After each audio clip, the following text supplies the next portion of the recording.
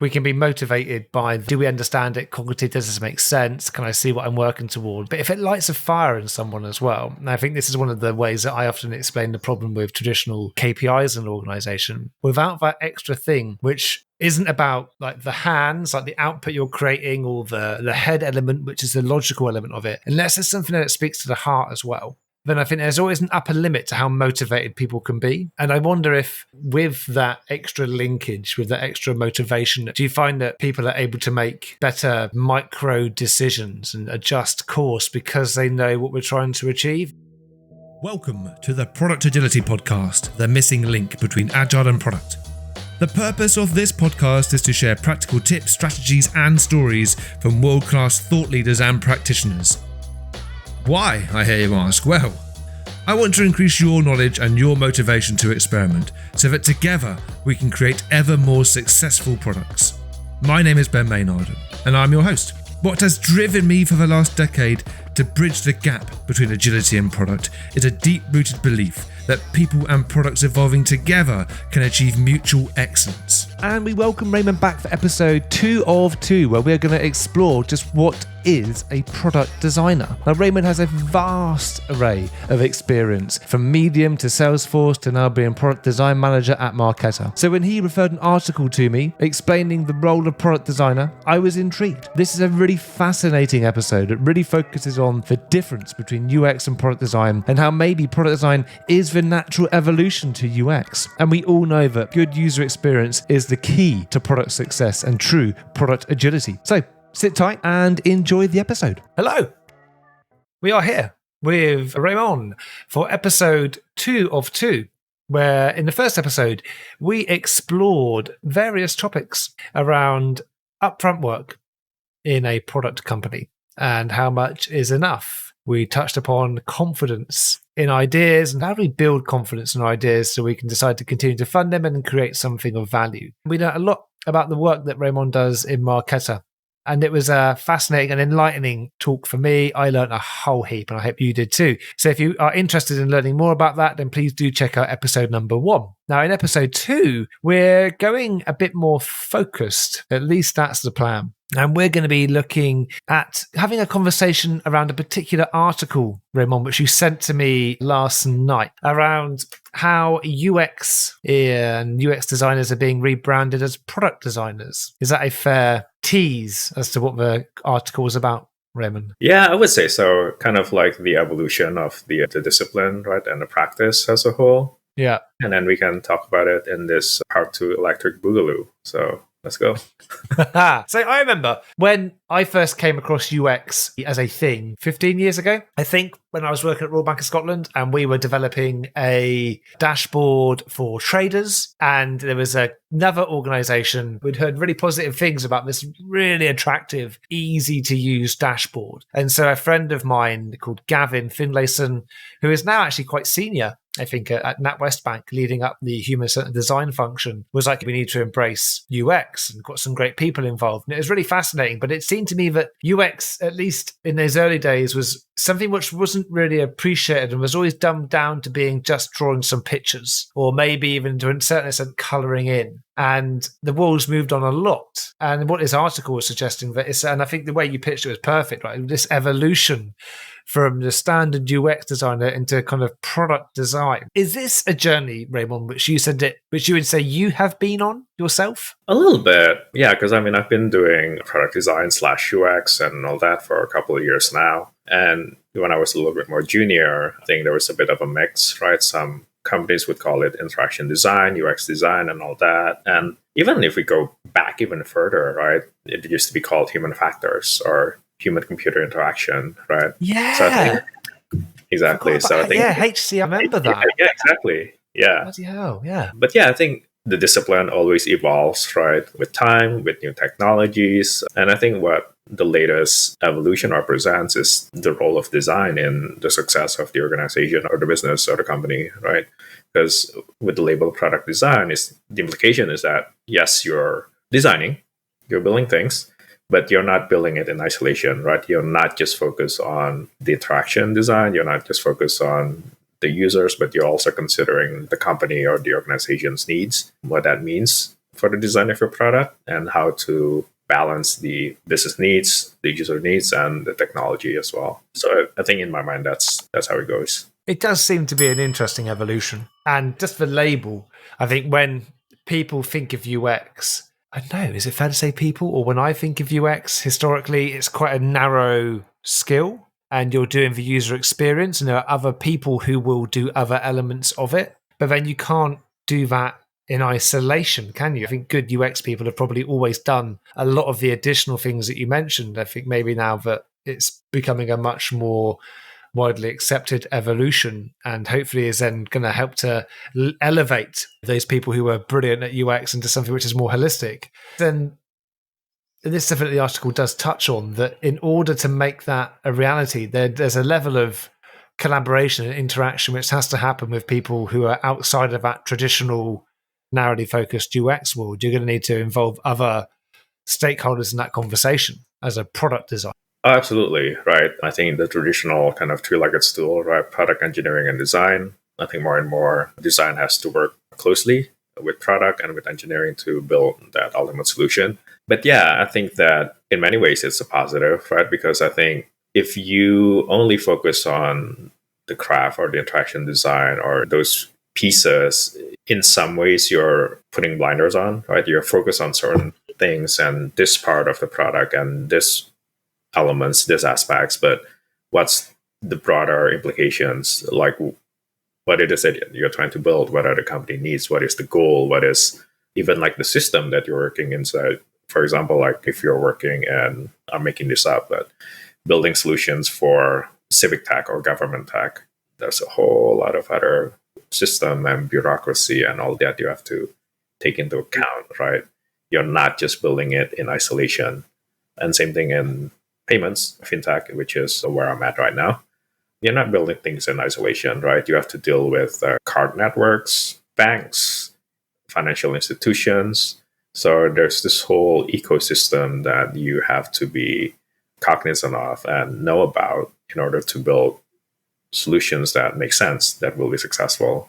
Would it be fair to say that, and I'm talking from my own personal experience here, that as a UX designer, you were almost expected to be able to walk into any context, learn about it, and then come up with something which was a lovely kind of no friction, no stress to the user design, which worked. It didn't matter if it was civic tech or legal tech or fintech. You're expecting you could go in there and do your job.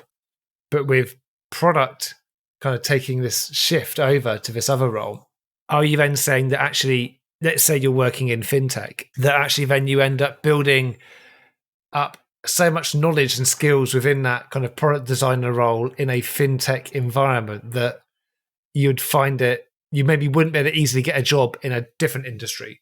Are we saying that the context matters more as a product designer rather than just a UX designer? Yes, I think there's some fundamentals that you as a product/UX designer should know, right? Typography, color theory, all the basic stuff, best practices, if you will. But like you said, having additional context and deeper knowledge in certain verticals, certain umbrellas, if you will, right? Whether you're working in payments or fintech or healthcare or media or whatever it might be, helps.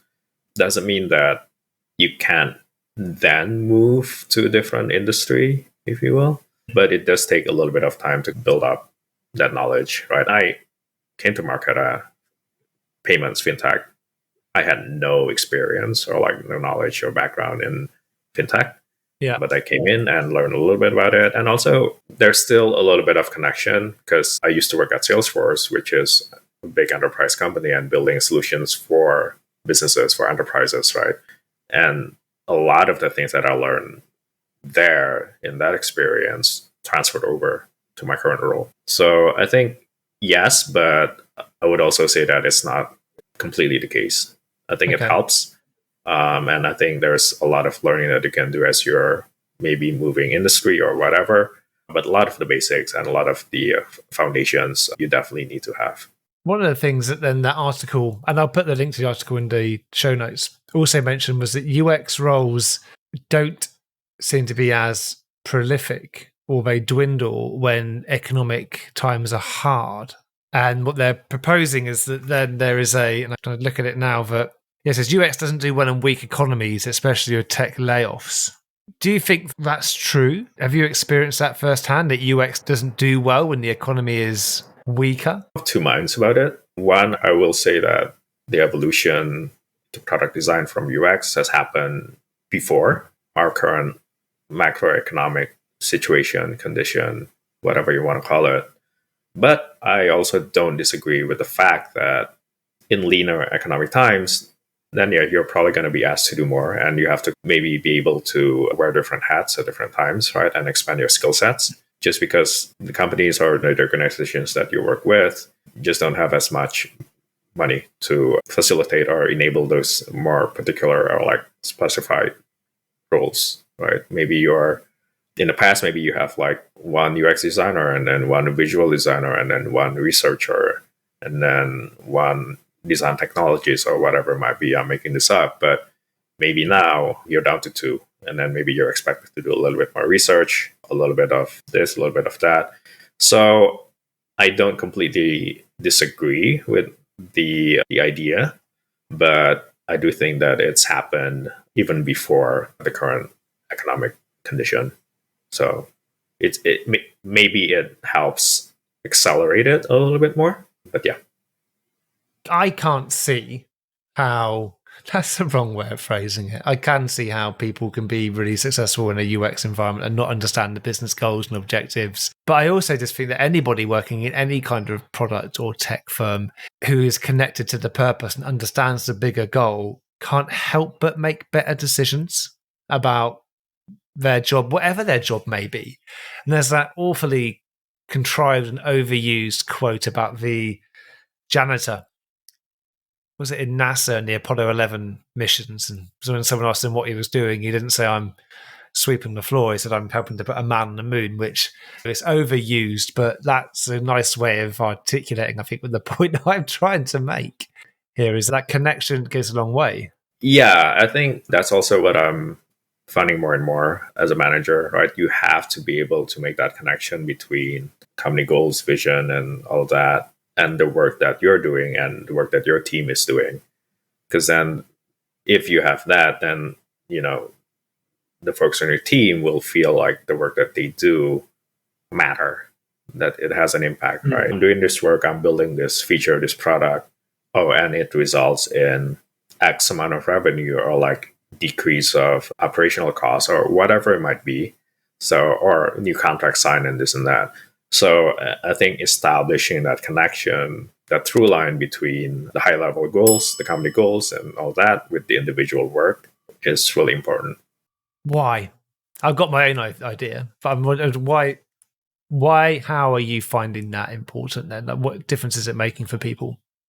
Yeah, I think psychologically it matters, right? If you're doing the work and then you're not seeing the results of it, it can feel demoralizing, right? Like you're doing a lot of work, maybe you're putting a lot of effort in it, but then it goes into the void, like you're not hearing back. Even if it doesn't succeed, like maybe it fails, but you still see the connection.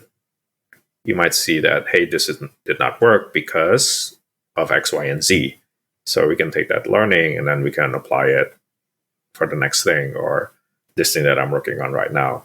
But yeah, I think psychologically it's important to establish that connection because then it helps people get motivated and understand that what they do matters in terms of the company goals and our collective goals.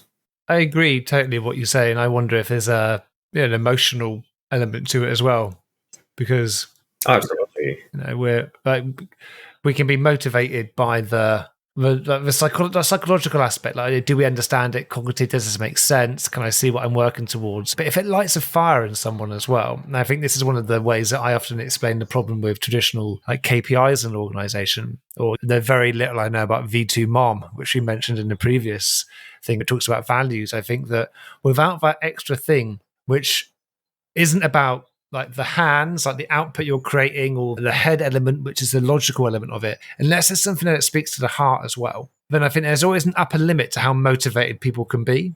And I wonder if Have you ever found that with that extra linkage, with that extra motivation that people get, do you find that people are able to make better kind of micro decisions and adjust course because they know what we're trying to achieve? And I say that thing bearing in mind the quote from David Marquette on his video about leadership, when he says you want your people on the ground to be able to make decisions as if they were the CEO. Have you noticed that people are able to make some of those decisions then with that more of overall continuity between purpose and values and delivery?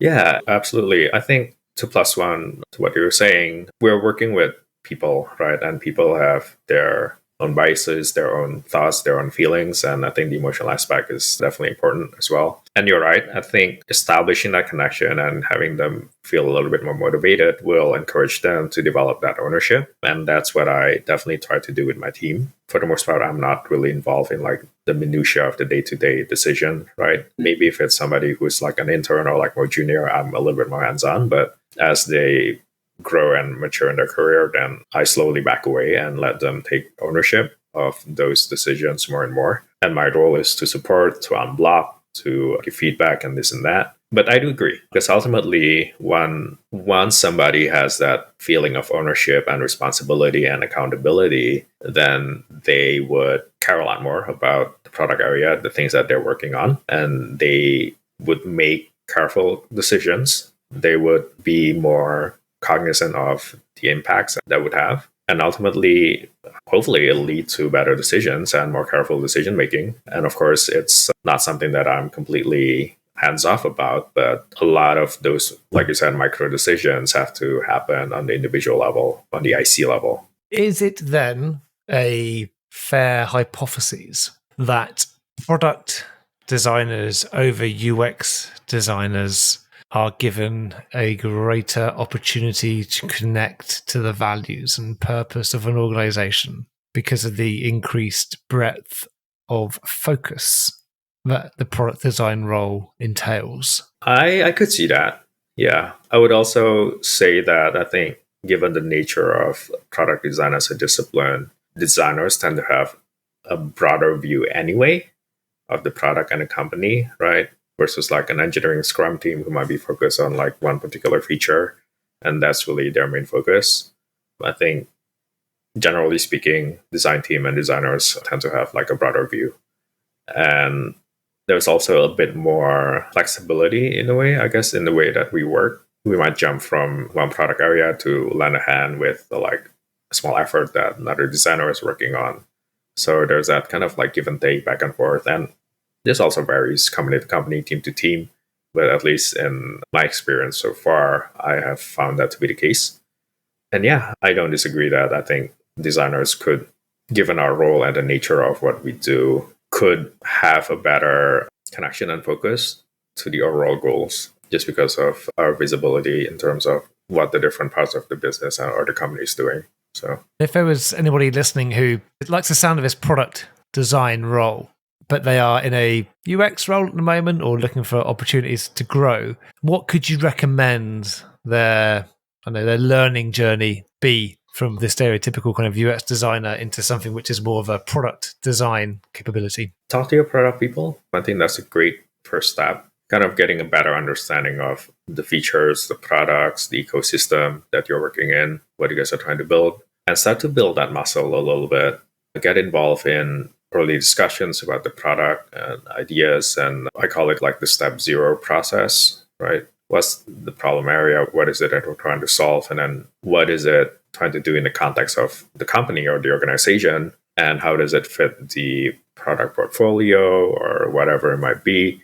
So I think that's a good step one. If you're not a designer to begin with and you're trying to get into design, trying to build that basic level of skills, I think there's multiple ways to do that these days. You can go to school, take courses or boot camps and things like that, but build up that basic skill.